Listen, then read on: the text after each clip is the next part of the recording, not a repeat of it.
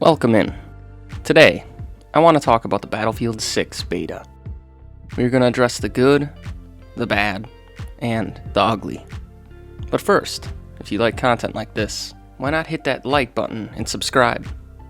It's free and keeps you in the loop on all things Colorful Pooch. Let's get into it.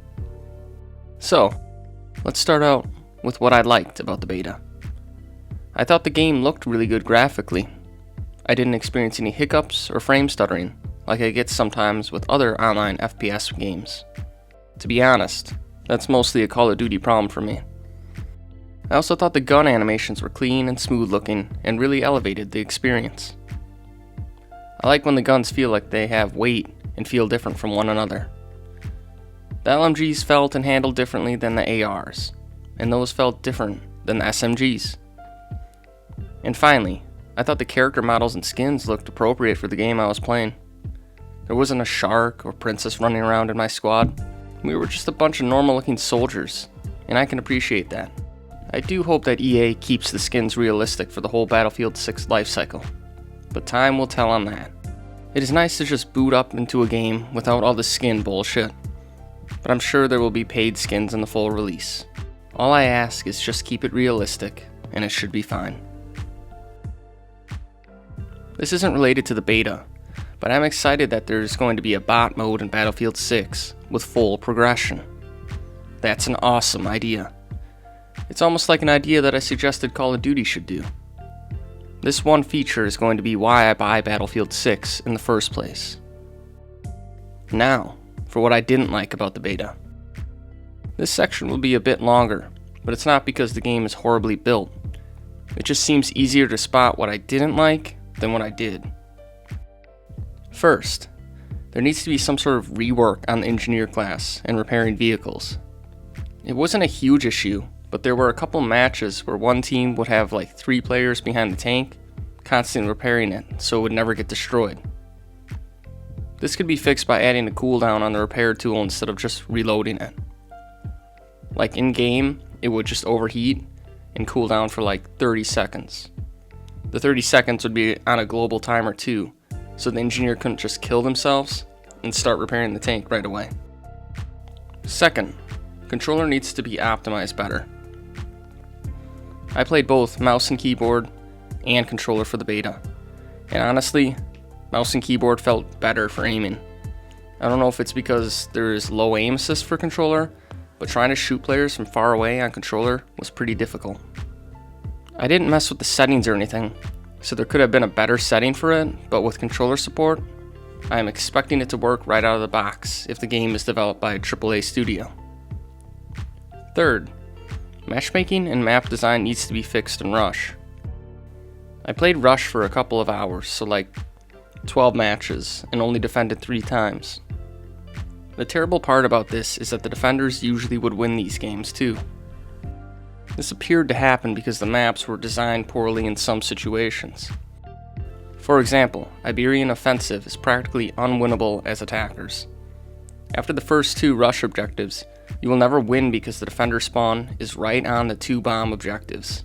On top of that, the defenders also get a high ground position in an area that the attackers are not allowed to go. Most of the rush maps have issues like this. Out of the 9 matches I played as attackers, I think I won 2 of them. And out of the 3 I played as defender, I think I won 2 as well. I think these are the biggest issues I experienced aside from really bad connection during beta weekend 2. The connection was so laggy that I just ended up playing a different game and not bothering with the beta anymore. I know quite a lot of people have been complaining about the shotguns being overpowered, but I don't really care if they change that in any way. Shotguns should be a one-hit kill at close range. Where I could see a nerf being needed is the damage range drop-off. Shotguns should only be effective at close range, nothing over 20 feet. On the flip side, I think that snipers need a bit of a damage increase. It's strange to shoot someone straight in the chest area for them to only take 80 damage. Maybe it was just the beta sniper and there are more powerful ones in the full game? I sure hope so, because if you get hit by a sniper in the chest, you should probably go down to get revived. Another topic I want to talk about is the overall flow of the game. What I am having gripes with is how matches play out. Strangely, There's no commander barking orders in your ear about where to go and what to do. It's just like you spawn in and you just kind of do whatever you want to do. No one is prodding you along or bitching at you for not getting the objective done. This was something that I always appreciated in the older Battlefield games. In Battlefield 6, it just felt like a disconnect when I spawned in. We are in this big spectacle of a battle and no one is saying what to do. Like as a player, we obviously know what we have to do, but the comms were strangely quiet. This relates to both player chatter and the coded game chatter. I just couldn't really get fully immersed in the game because it felt like a key component of the usual Battlefield experience was missing. Where are you going, soldier? Return to your post or you will be shot. We've regained control. Good work, men. We're losing this battle. Start fighting or I'll find someone who can. To fix this, I have a couple ideas to help with game flow. Number 1, a player should be designated as commander of each match. The commander player would have to reach a certain level online so they would understand the objectives that have to be achieved on a map. They are not a typical soldier either. They are not deployed with the troops. They watch and dictate the battle on attack map. They are able to see pinged enemy soldiers and where friendly soldiers are on the battlefield and can directly communicate with the squad leaders. They are responsible for communicating with the squad leaders on what objectives need to be completed and by what squad. Alongside this, a commander would have access to 3 strategies that they could deploy on cooldowns. They could call in artillery on heavily defended areas, send down a tank to help bust through a line, or send in a UAV ping to find where enemies are at. There could, of course, be more things they could do, but these are just basic examples taken directly from Battlefield 2's commander system. Number 2, squad leaders should be able to communicate with other squad leaders and the commander directly. I know you could use the in-game typed chat with your team to dictate this, but wouldn't it be easier just to be able to talk to more than your squad mates? There's a disconnect between my squad and every other squad because we don't know what each other squad is doing.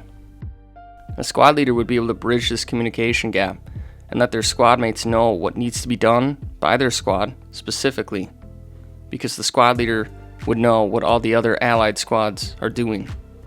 Alongside this, squad leaders should also get 3 strategies they can assign to their squad, and these would be unlocked through the course of play when objectives are completed by that squad.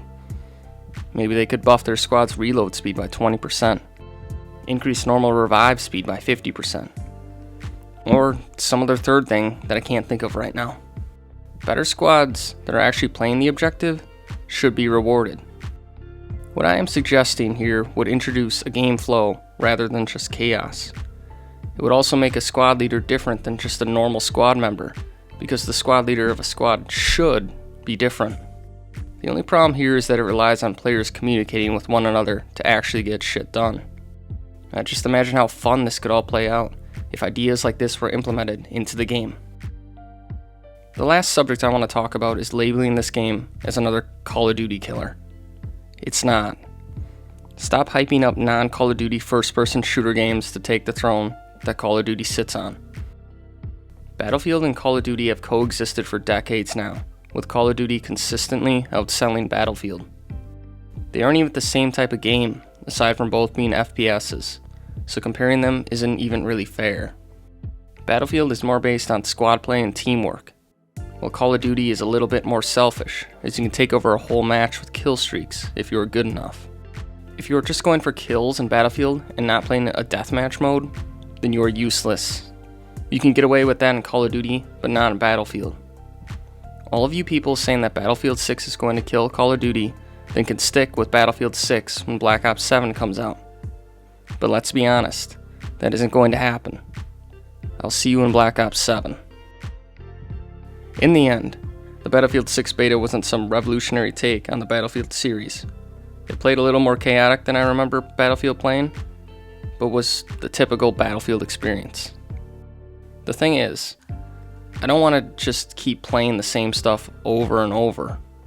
There needs to be some sort of new mechanic to sink my teeth into, otherwise I'm bound to get bored.